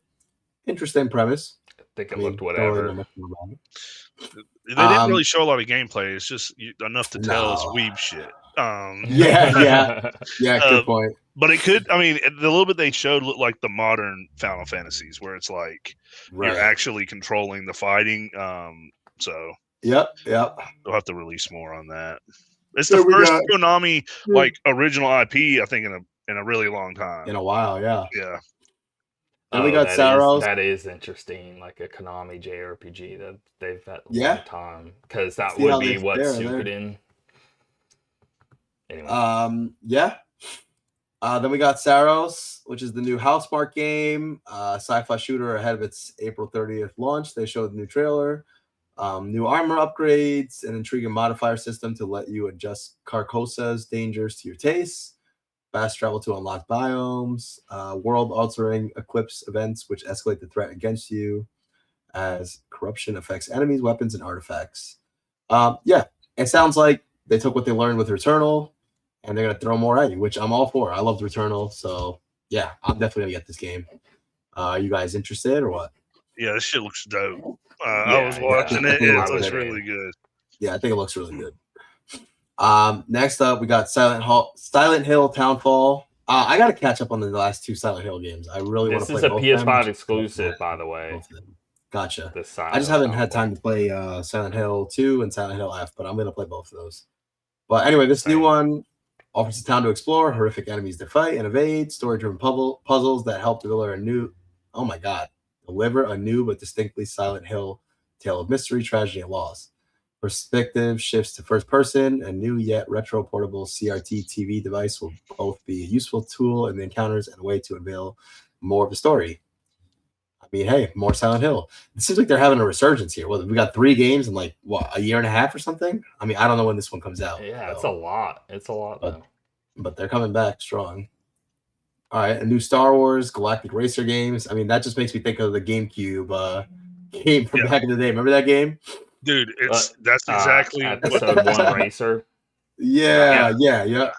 And this shit looks This looks good, awesome, dude. This looks really good. It looks good. It looks good. It looks like Burnout, but Star Wars like you're racing freaking it is basically like not a sequel, I don't know. It's the same gameplay as the ones from back. So it looks really good, man. It says take part in runs-based, high-stakes reinvention of racing, born in the lawless outer rim of the Star Wars galaxy, coming to PS5 later this year. We got a glimpse of some gameplay, spanning different planets, highlighting different racing vehicles and characters, all of which are competing in the unsanctioned racing circuit. There was different types of vehicles too. Like there was some like real skinny bikes, and then more of like pods and stuff like that. So listen, if it plays anything like the old ones, but it just looks better and controls a little better, I'm in. It looks gorgeous, man. It does. Lastly, we have Yako Shinobi Ops. 4-player online, isometric shinobi action sneaks onto PS5 next year in the form of Yako Shinobi Ops. Work together to infiltrate heavily guarded enemy territory. Combine your unique ninjutsu ability to avoid traps, evade soldiers, and escape an ever-present, unstoppable pursuer who threatens to end your run prematurely. I didn't see this trailer. Oh, man. It looks like Diablo. It's got like the isometric viewpoint where you're like at the looking at on not straight looking from the top down. Okay. But and it's like 4 players trying to strategize how to like go through the place and take whoever out. I think it looks cool. Okay, well there you have it. That's the state of play. This Nintendo Direct, we're just gonna hit on ones that matter because there's a lot in here that I don't care about. I am scrolling. It took too long on PlayStation. Let's see. Valheim is coming to Switch 2. That's really big. Hollow Knight getting Switch 2 edition. That's good. That's cool. Oh, Adventures of Elliot got a release date, June 18th. That game looks very promising. I'm excited about that. eFootball coming summer. Super Bomberman Collection is out now. And this is cool. This is the 5 Super Famicom games. So, like, we got 1, 2, and 3 in the States on Super Nintendo, and then there was, like, a 4 and 5. These games are actually really good. And then, basically, Super Bomberman 6 would be Saturn Bomberman. But all those games, I used to play them with my brothers growing up, and I actually really loved them. So, I want to buy this collection, but I want the physical. and the physical doesn't come out for another few months. Final Fantasy VII Rebirth is coming to the Switch 2 June 3rd. That's huge.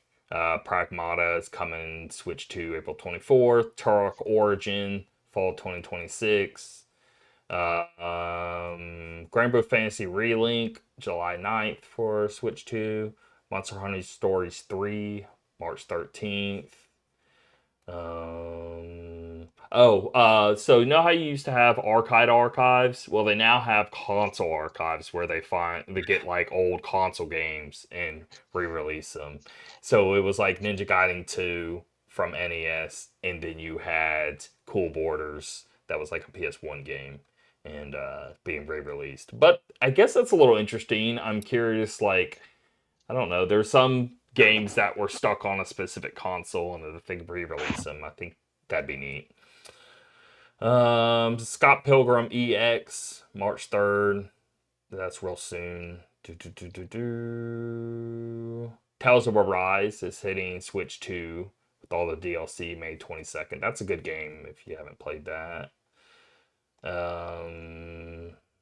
Bethesda games are heading over. So Todd Howard closed the show. Elder Scrolls 4 Oblivion Remaster coming to Switch 2 later this year. Anniversary edition of Fallout 4 is coming to Switch 2 February 24th, which is here in like a week. And then Indiana Jones and Great Circle will be Switch 2 on May 12th, 2026. So Xbox, or at least Bethesda section of it, is finally hitting Switch 2. So that's cool. Oblivion. This is where I want to play. Like, I'm gonna wait for this to come out and play hell out of that on portable. That'd be awesome. There we go. Just some news. I'm also gonna brief over. Overwatch 2 is no more. They went back to Overwatch and they released like 5 new heroes and more heroes even come along the way, whatever. But they reworked the game and made it just how it originally was back when Overwatch launched, which would sound bad for any other game, but in this case is a good thing. And I played a little bit of it and I'm like, yeah, this is really good. And I'm happy with it. But the thing is like, I don't know, this game's from 2015. I played there, done it. I'm over it. It's good, but I'm into Marvel Rivals, and Marvel Rivals just like Overwatch, but Marvel and made in 2025 instead of 2015. You know, the Switch is officially Nintendo's best-selling console ever. It finally surpassed the DS, which was at 154 million. So the only thing it has to pass now is the PS2, as long as Sony doesn't keep moving the goalposts. The Virtual Boy is now out, and I ordered the cardboard one. It's for $25. The actual legit replica is like $100, and I just didn't want to drop $100 on Virtual Boy. I really want to. I don't know. I would gladly take it as a gift, but I was like $25. I'll get the little cardboard thing so I can just slot the Switch in there. Because I really do want to, I want to experience the history of video games, and that's one of the systems I've never actually got to see. So I do want to see that. Then Xbox show, like we said, we got new Fable coming out, and it's arriving autumn of this year. And did y'all see this Fable showing? I think it actually looks incredibly impressive. And got me really excited for it. Yeah, I agree. It looks good. Yeah, it looks good. I'm excited. The big thing I wanted to notate was just how many NPCs there are and how they work. They basically Majora's Mask, but made in 2026, to where every character is on a clock of like where they go at this time, what they do at that time. And not every day couldn't even be the same. They may do certain things on the weekdays and do different things on the weekends, even stuff like that. And they're doing what a lot of games say they do all the time, to where there's your choices change the world, and little decisions you make go a long way. So an early example offered is related to a giant seen in the previous trailers, played by British comedian Richard Ayoade. I don't know. He's a guy from IT Crowd. You can choose to spare or kill him, and if you choose the latter, his massive corpse will remain in the environment for the rest of the game, serving as an undeniable landmark that will affect property prices nearby. So, anyway, pretty neat. And then Forza Horizon 6 finally hit in Japan. I am definitely like, I'm a big racing guy. It's been a while since I've got into a racing game. I'm itching for one, and they're leaning into the Japanese culture with this game to where like you're literally doing Tokyo Racer type stuff of like flashing your lights behind them, trying to get to race people, and they're leaning into a bunch of like recognizable places where they do race actually in Tokyo and stuff like that. And I just think they're gonna nail that vibe really well because I just think they're a fantastic team, and I'm all about this, so I'm really excited for that. Diablo 2 Resurrected got a cool update where in general like they were doing a Diablo 30th anniversary. So they're saying the Warlock is coming to Diablo 2 Resurrected, Diablo Immortal, and Diablo 4. But the Diablo 2 version, you get the character, and you also get a lot of like a quest line for him and stuff like that, and a lot of content revolving around him. And the Warlock can summon 3 demons: the Tainted, the Defier, and the Goatman. The class can also bind themselves to any demon in the game, benefiting from its unique abilities. Additionally, the Warlock may choose to devour the bound demon, granting themselves temporary buffs based on the consumed demon. I just think it's a really cool class, and I'm definitely going to buy that because that's really neat. A game, way back in the day, getting a new class. It's cool. And that's all the news. There's a lot of it. But yes, sir. All right. We're getting to what we're watching, we're playing. All right. Shall I go first? Yeah.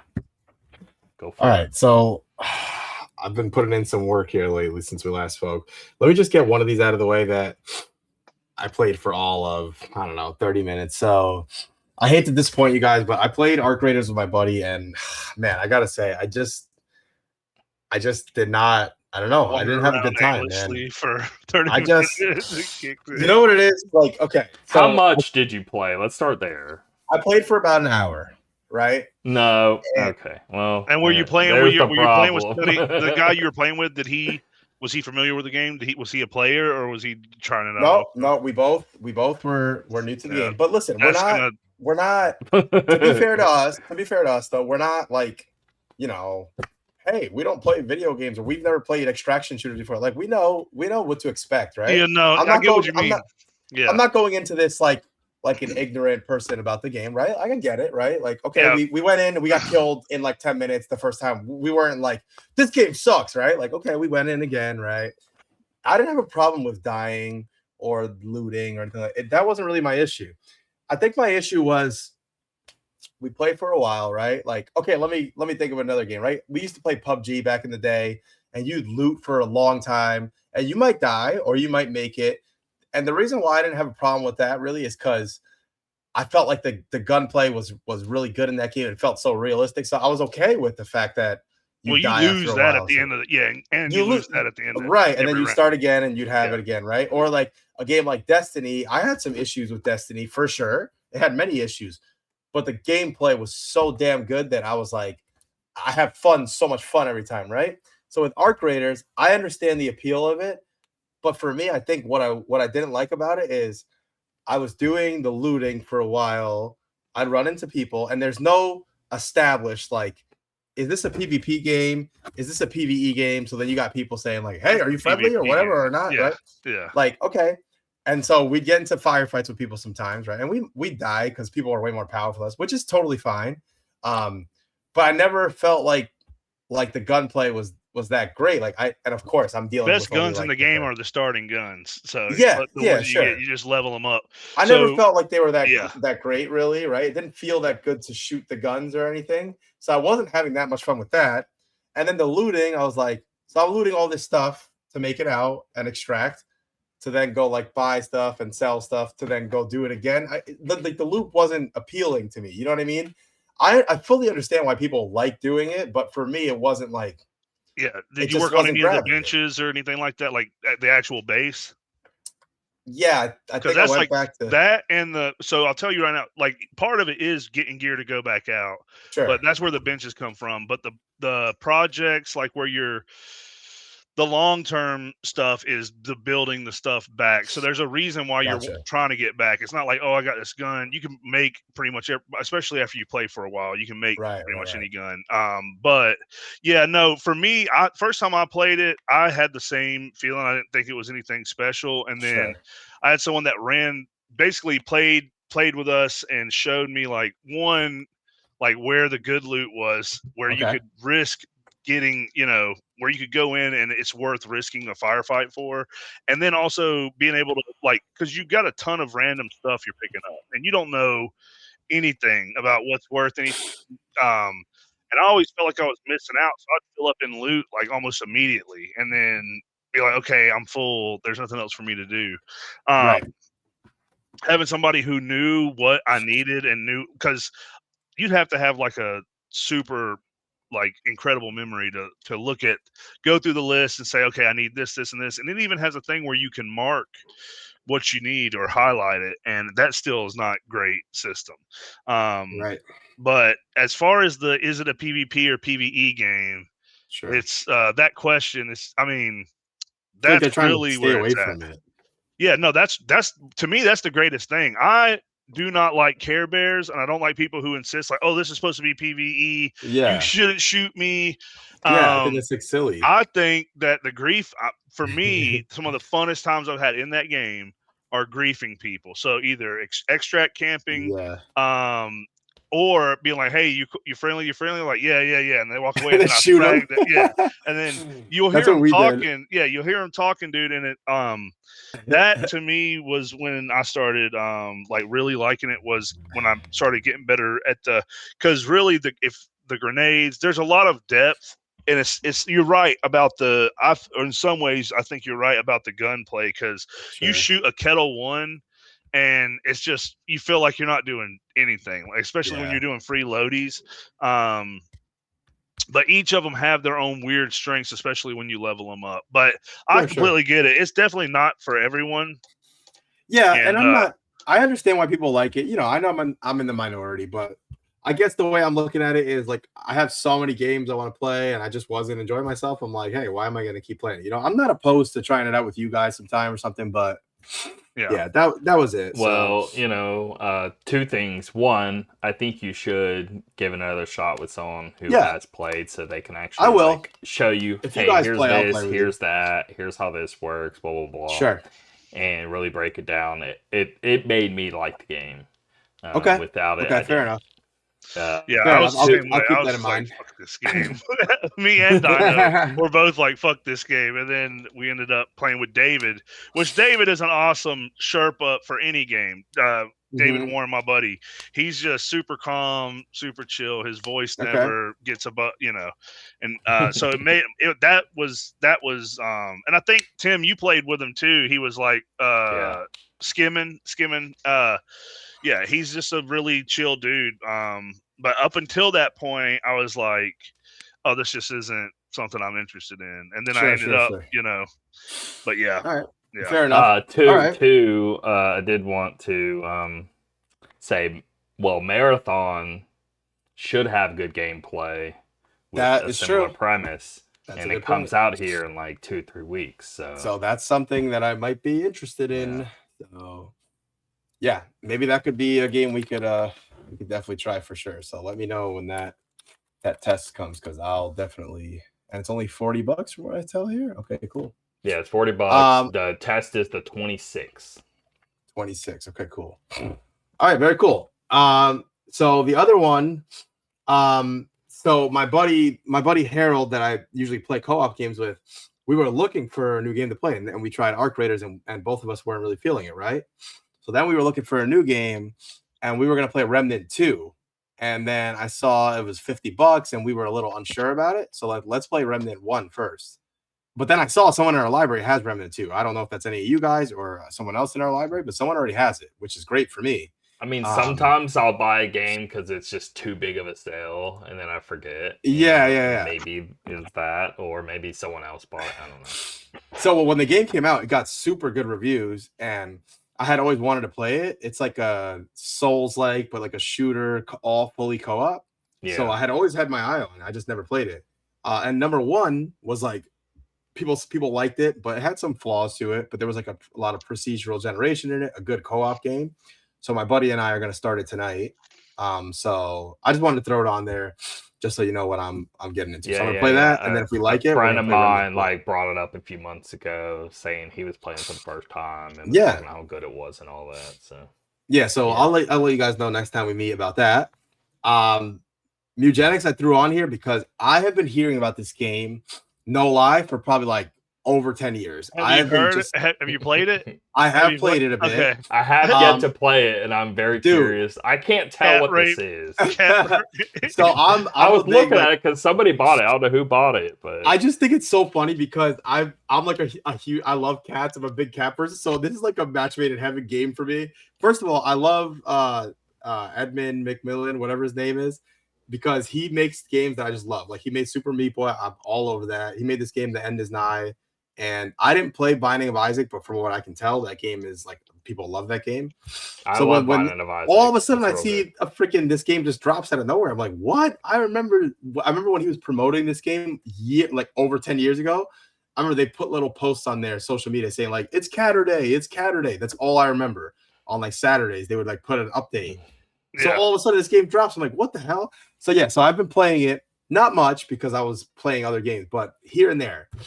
And the game is like the craziest thing I've ever seen in my life. It's really funny. The art style is like awesome. There's cats like freaking okay. So in between battles, like when you do like the end of like your little like mini run or whatever, you go back and you have like this little house and you bring back your cats. And when you're done with your cats that like did a run, they're like retired, right? And they stay in the house.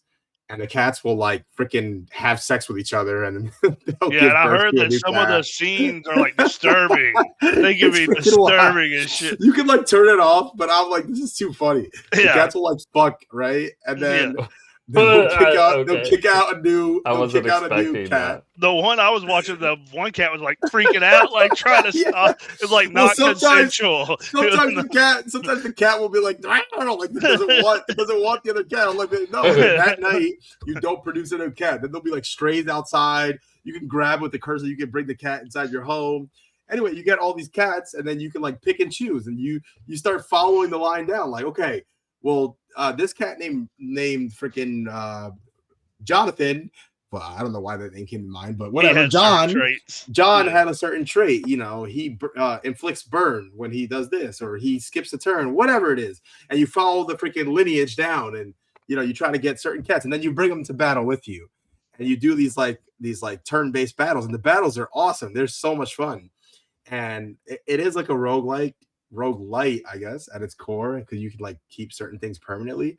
But man, the game is designed really, really well. I haven't spent much time with it, but what I have played, it's really good. I can tell that it's going to be a fun game that I sink a lot of time into. But yeah, man, this guy is really smart. I can tell when Super Meat Boy came out, you think it's such a simple game, and then freaking 100 hours later, you're like, wow, they thought of everything in this game. That I can tell that this game is going to be that. Binding of Isaac, I can tell that they did the same thing, So yeah. So I'll have more to say on that as we go. But so far, so good. I definitely like it so far. So, Hades, I beat it finally. Like I had already beaten it, but I like beat it. I did almost everything you could do. Man, what else is there to say? I think you guys already know the game is fantastic. I was getting to the point with the game though. I think the last few hours I was just like doing runs, and I was like, okay, I think I'm starting to get burnt out now. Like 90 hours almost later, I'm like, okay, I think it's time to put it down. But man, I just can't give enough credit to those guys. They are just so good at what they do. The gameplay is so good, the visuals, the story. It's definitely the best roguelike game I've played, and probably one of the best games I've played, period. If I had played this game back when it came out, it probably would have been my game of the year, I think. So yeah. Dice Awards just took place, like I was saying earlier, and this got action game. Oh my god, it's so good. It's fantastic. And I'm excited that I have Hades 2 to play, but I know better than to try to go straight to Hades 2. I need a break. I'm gonna play like 4 or 5 games in between, and then Hades 2 I'll play, because I definitely don't want to sour my experience. If I try to play it right now, I think I won't have a good time. Because literally for the last like month and a half, all I saw was Switch in my face like this, freaking over and over and over. So yeah. And lastly, I need to talk to you guys about Reanimal. Holy crap. This game, it blew my mind, dude. Not only is it way, way better than Little Nightmares 3, which is this is what Little Nightmares 3 probably should have been. But it's co-op, but don't let that fool you. It doesn't take away from it being a freaking terrifying game. These guys did such a great job. Like the atmosphere is so it's like, think of like a scary horror movie you've seen. They nail it so well. Definitely play it with headphones, definitely turn the lights off. And like, I'll recommend you guys, if you want, actually, I'm done with it now. So, but it's only 1 copy. Actually, scratch that. You don't need 2 copies. You only need 1 copy and a friend's pass. So for example, Tim, if you played my copy, and then if Eddie got the friend's pass, I think you guys should be good. I'm pretty sure. Okay. Yeah. Anyway, I recommend you guys put on headphones, turn the lights off, and you could finish it in like 2 sessions if you want, like 3 hours here, 3 hours there. It's only like 6 hours. Okay. But holy crap, it's terrifying, super immersive. They do things that I've never seen a lot of other games do. Like when I played, you guys played like Split Fiction, right? You played it for a while. Like, remember that feeling when you play Split Fiction? You keep seeing them do things. You're like, holy crap! Like they're doing new things I've never seen in other games. Like I felt that way when I played Reanimal. Like they kept pushing the envelope, like pushing the limits, And it's just so disturbing and crazy scenes, and the gameplay is so good. The graphics are great.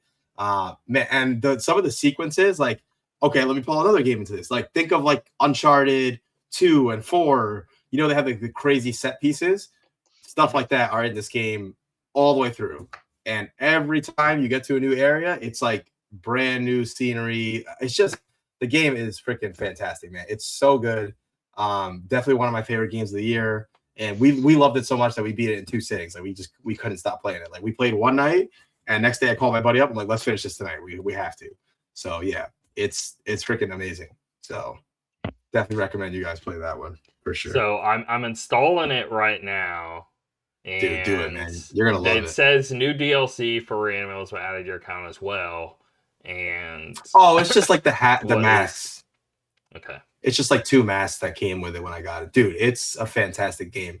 I think the Friends Pass is available now. It was available like a day later, I think. So. What is that in the store? Yes. Yep. I'm telling you, you're going to love it, man. Especially if you like Little Nightmares 1 or 2.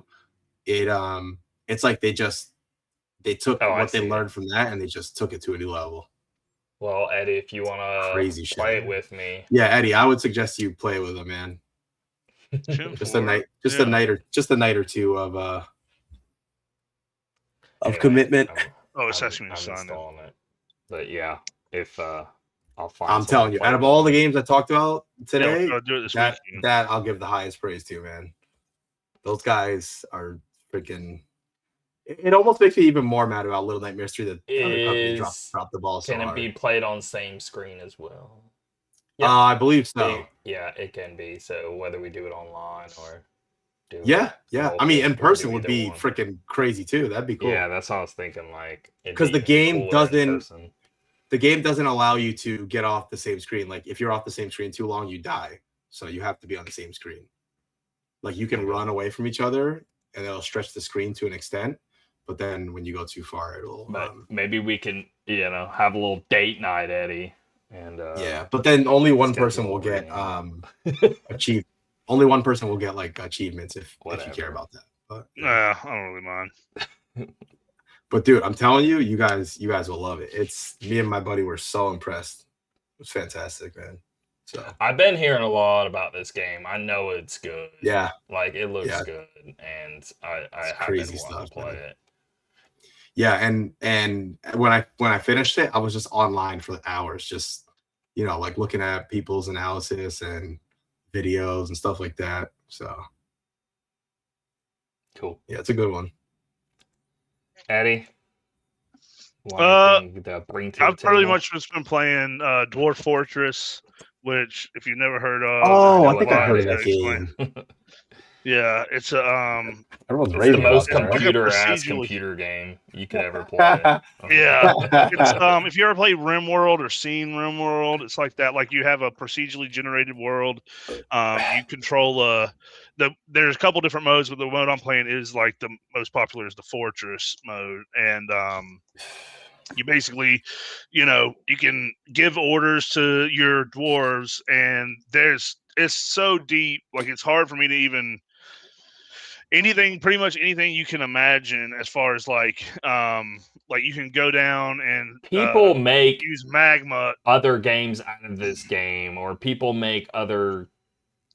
I don't know. Well, It's So the know. big thing with this one, they have like Factorio, which you definitely see like them making other games. With this one, you can it's so the way that I'm playing it now is I created their basic essentials. I got like a farm, I've got a tavern, I've got some temples because they started bitching at me about wanting to pray to their gods and stuff. So I made that. But like I had a guy making all this stone stuff, and he ended up going crazy and just like walking around. Basically, the game is you create this world, and you can have projects like, hey, I'm going to try to start a magma forge, or you can drain there's ways that you can do all kinds of crazy stuff. It's just super deep. And then the enjoyable part of the game is going in and looking at like what your dwarves are doing, and there's all kinds of crazy stories that come out of it. It's definitely not. I've bounced off of it probably 3 times. I've given it 3 like legitimate shots before this, and then at this point, I finally got to the point where I'm like, okay, I don't have to do everything all at once. I just pick one project. I'm gonna make a guild hall, and I'll focus on that, or and then over time you get more comfortable with those systems to where you start moving on to more and more complex shit. But it's the kind of game that you play for like 10 15 years off and on.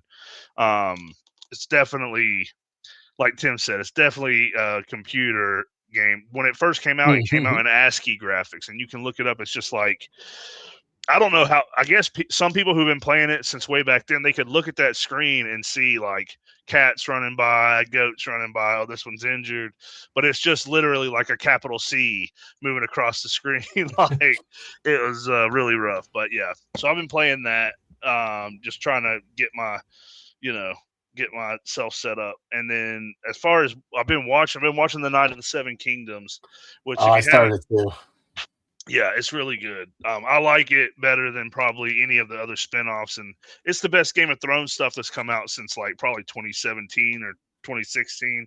So it's really good if you haven't given it a shot yet. You can watch it without having any prior. You don't have to know anything about the Game of Thrones world. It's pretty much standard. Is it before? Is it after? Is it just a whole? So it's before the Game of Thrones. It's after the other one they have, the House of the Dragon. House of the Dragon. Okay. I'm not far at all. Yeah, I've only watched one episode, but I can already tell that. Well, actually, I got to give them credit because I like that it has a different feel to it, which is ballsy. They could have very easily just done another, very same feeling. I like Game of Thrones and I like House of the Dragon. I like them a lot.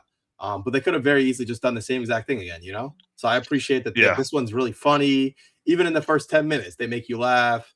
It's got like a lot more humor in it and kind of some gags and stuff, which I thought was cool. Yeah. So, Yeah. So yeah. And they've been following the novellas, like, and if you ever are going to read anything on this one, I would recommend getting the graphic novel because the Okay. comics were done awesome, dude. And if you like comics, it's my favorite way because it includes everything that the novellas have. Like, you're not missing anything from the story.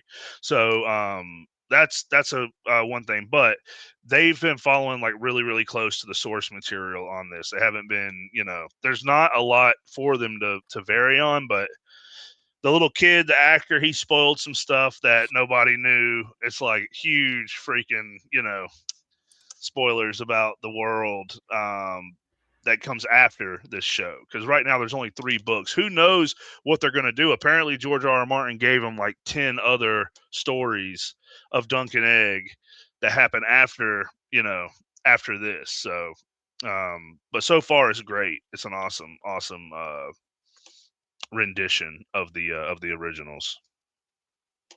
Cool. Very cool. I already talked on High Guard and Marvel Rivals, so it's just Persona. All I wanted to mention is I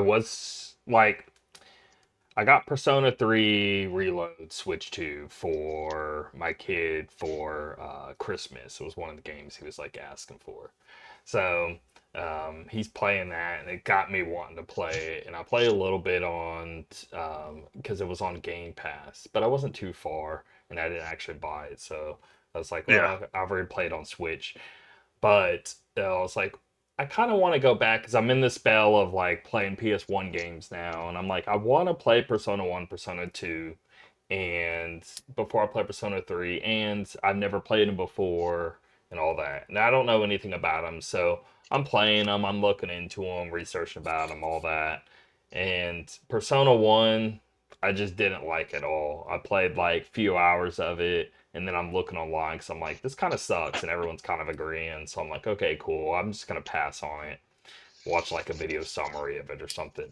And then Persona 2, it was a lot better, but it's still just like not feeling it. Still not that good. And I was just like, okay, well, I legit tried, and by legit tried, definitely did because I was trying to play, especially Persona 2.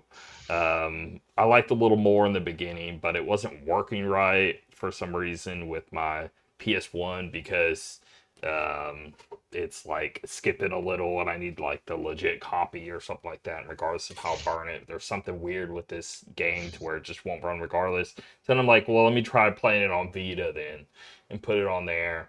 And that's where I put in about 5 hours trying to like legitimately give it a shot. And it was a lot better than the first, but it still just wasn't hooking me and wasn't good. And I don't want to force myself through such a long JRPG.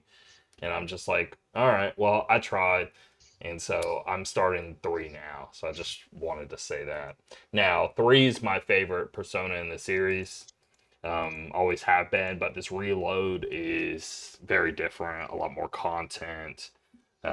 So I'm very excited to get into this and see if it still holds up as like, because it's like up there. I don't know. Uh, if I'm doing a top 10, do I put it in there? Kind of thoughts. I really love Persona 3, so I'm jumping into it finally. This Persona 3 Reload, and Very cool. we'll get New Game Watch, and we'll get out of here. Now, what I'm doing with this is I'm highlighting stuff over weeks that missed, and plus going forward to the end of the month. And so there's a lot of stuff not mentioned, but it's really dumb basic stuff because there's so much crap out there. So it's reduced down, but Dragon Quest VII Reimagined came out February 5th. I played and beat the demo. I will be picking this up. I just want to play through Persona 3 first, and then I think this will be like the next JRPG I play. But Rudy, did you play that demo or no? I didn't play it yet because I know that I want to play it. I just can't get to it yet, so I'm not even gonna play it yet. Yeah, but always know it transfers to the full game, and it is Okay. the beginning of the game, so you might as well just play this demo first, Gotcha. and then go into buying it if you want to buy it. And it's long too. It's at least 5. I think I put a little over 6 hours into it, doing some various other things. Super. I love it. It's so good. I think this is like this probably is currently the best like polish and style to a Dragon Quest, because again, Dragon Quest 11, but that was a long time ago at this point, and I think like just the graphical power of this game is I think better when we were at whenever that game released, and I don't know, they somehow refined a game. This is the third refinement of this game, and I think they got it down to a T, and it's super engaging every second. And I really want to just start, but like I said, I don't want to be hopping around playing like multiple JRPGs. PUBG Blind Spot Early Access PC February 5th. Sid Meier's Civilization 7 released on Mac and iOS February 5th. Carmageddon Rogue Shift. This game's supposed to be pretty cool. I've never played any of them, but it's a roguelike sort of car combat game. All platforms February 6th. Neo 3 came out February 6th. There's also a demo to that. I want to give that a shot. PGA Tour 2K25 hit Switch 2 February 6th. Mugenics came out February 10th. Reloaded came out February 10th. Romeo is a Dead Man. This is the people who do No More Heroes and stuff. I want to play this for sure. February 11th is when that came out. A Blaze Blue came out February 12th. Mario Tennis Fever came out February 12th. Apparently that game's like a little better than Aces, but still not doing it. I'm not going to pick it up. Tomb Raider came out on iOS and Android February 12th. Yakuza Kiwami 3 came out. All platforms February 12th. High on Life 2 came out February 13th. I'm interested on that. There's like no one talking about it. Let's see. What is the Metacritic on it? Check it out.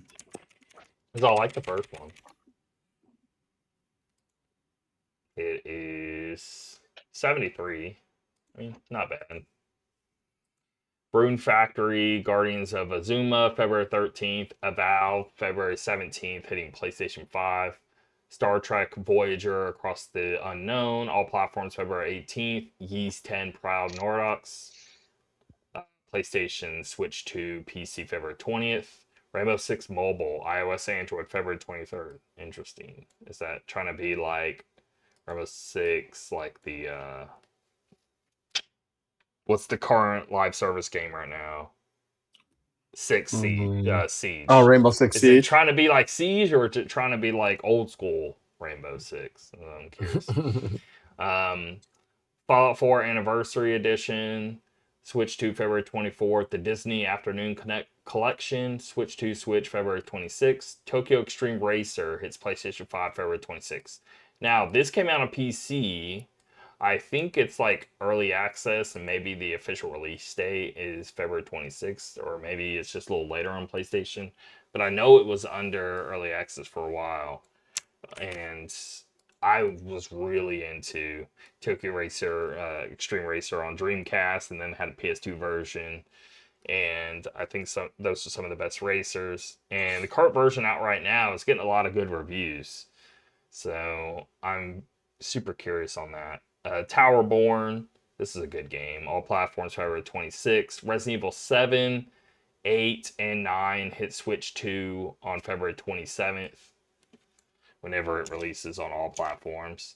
And then Tales of Bestiario Remastered, another one that I would want to have, but again, finding time and all that. February 27th. But it's one of the better Tales games. So, there you go. Anything y'all would want to mention before we're out of here? I think I'd just say that, God, between all these games, the one out of everyone that, you know, there's always games that get away that you want to go back to and play.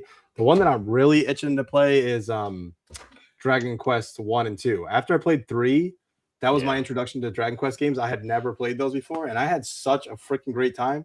Not only did I have a good time, but it kind of brought me back to being a kid, which is strange because I didn't play those as a kid, but it made me remember those times, like Final Fantasy, you know, 1, 2, 3, 4, you know, those old school ones. Yeah. And just exploring a world with like the sprite based games. Man, I'm just itching to put down every game and just go play Dragon Quest 1 right now. You know, I really want to go pick that up, but I'm trying to be patient and wait. But I'm definitely gonna go back and play that, especially after how good 3 was, because man, they did a great job on that. So yeah, I'll have to go back 1 do and that. 2 together. It's a nice package. 3 made me a believer, man. So 2's a lot bigger than 1. Know that as well. I hear that. Yeah. Right. So I'll do that eventually. Okay. But yeah, well, aside from that, that's it. see y'all later then. All right, later, guys. Y'all take it easy. Peace.